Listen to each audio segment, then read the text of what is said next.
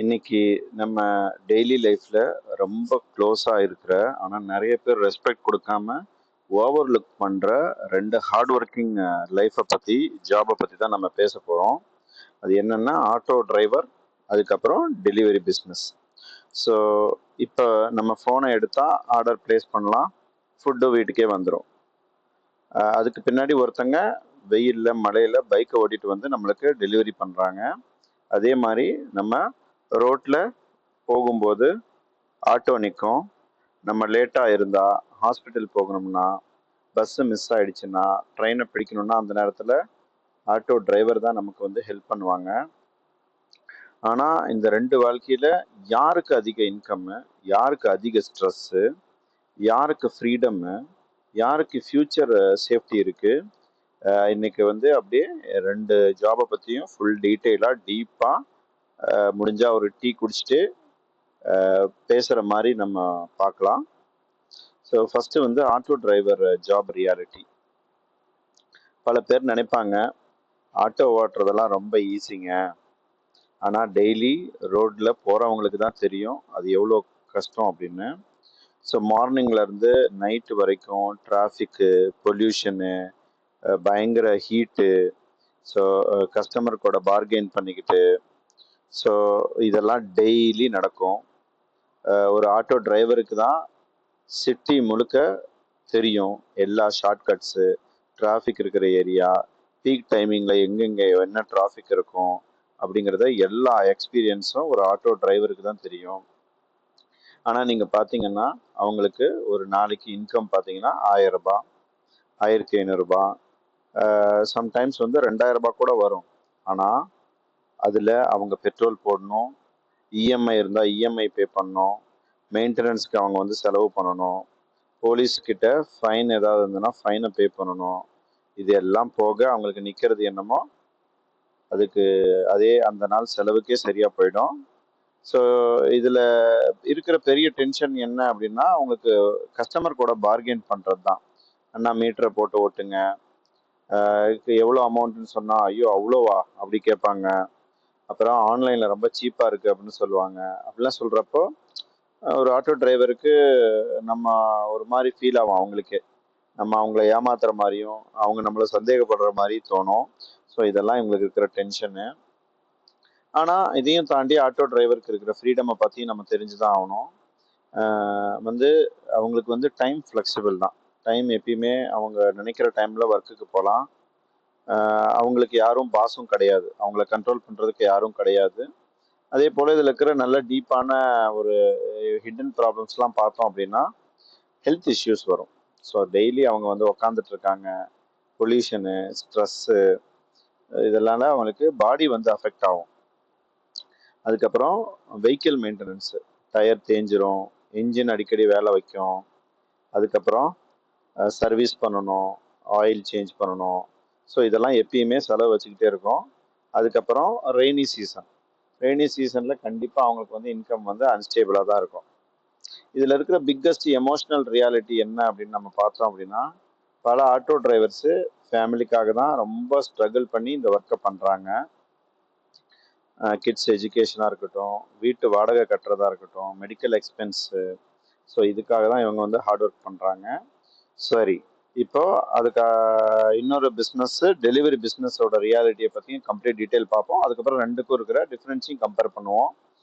So இப்போ delivery பிஸ்னஸில் கடைசி ஒரு 2-3 வருஷமாக தான் இது பயங்கரமாக வந்து டெவலப் ஆகிட்டுருக்கு, இந்த டெலிவரி பிஸ்னஸ் ஜாபு. எஸ்பெஷலி எப்போ அப்படின்னா இந்த கரோனா டைமில் ஸ்விக்கி, ஜொமேட்டோ, இந்த பிளிங்கிட் ஆப்லாம் வந்ததுக்கு அப்புறம் தான் இந்த டெலிவரி ரைடர்ஸ் வந்து எங்கே பார்த்தாலும் இருக்காங்க.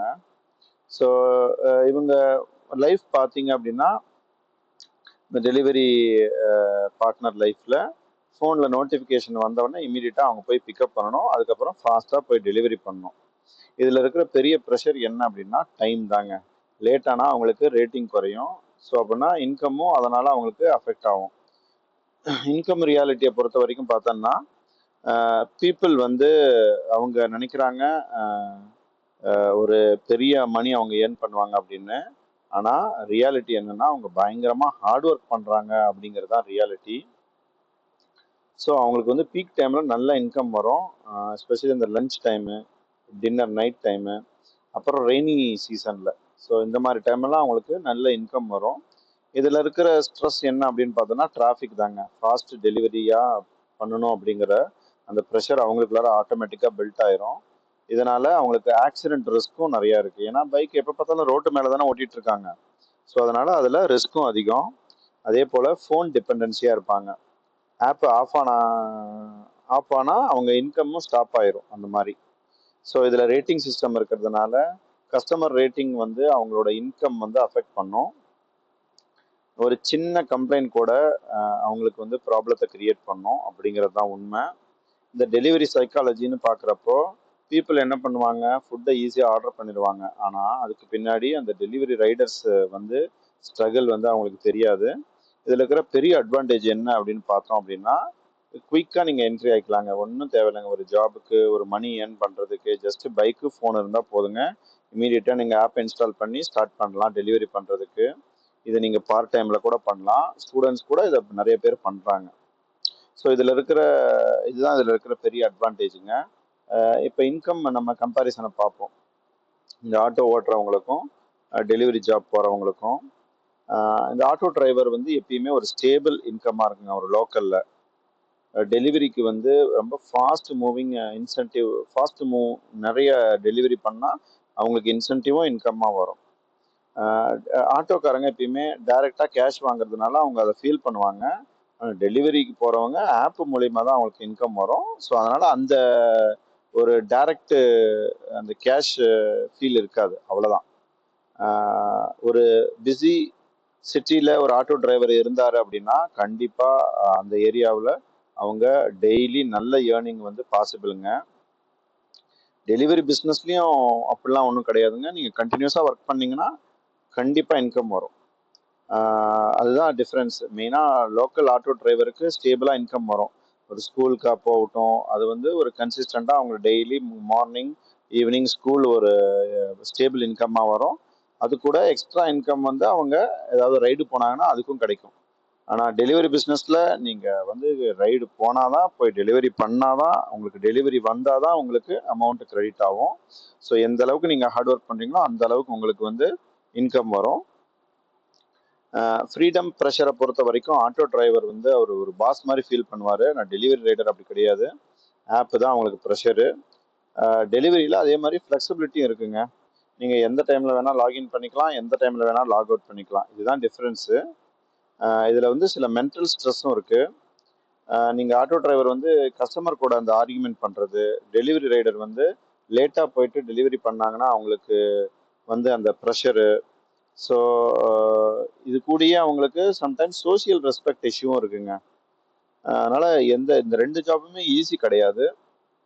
ஃப்யூச்சர் ரியாலிட்டின்னு பார்க்குறப்போ கண்டிப்பாக டெலிவரி மார்க்கெட்டுக்கு பயங்கர ஃப்யூச்சர் இருக்குங்க. ஏன்னா இன்னும் நல்லா பெருசாக க்ரோ ஆகும். அந்த இன்னும் போட இப்போ ஃபுட்டு டெலிவரி பண்ணுறதே கூட க்ரோசரி டெலிவரி பண்ணலாம், மெடிசன் டெலிவரி பண்ணுவாங்க. ஸோ இன்ஸ்டன்ட் டெலிவரி அந்த மாதிரி நிறையா டெக்னாலஜி வந்து அப்டேட் ஆகிறப்போ அது பயங்கர இன்னும் பீக்குக்கு போகிறதுக்கு சான்ஸ் இருக்குது. இந்த இவி ஆட்டோ வந்ததுக்கப்புறம் அந்த ஆட்டோ பிஸ்னஸ் வந்து காஸ்ட்டு வந்து குறைஞ்சிருக்கு அப்படின்னு தான் சொல்லணும். பட் நீங்கள் வந்து டெக்னாலஜி சேஞ்ச் ஆகலாம், ஆனால் அந்த சர்வீஸ் வந்து கண்டிப்பாக டிஸப்பியர் ஆகாதுங்க. அது மட்டும் உண்மை.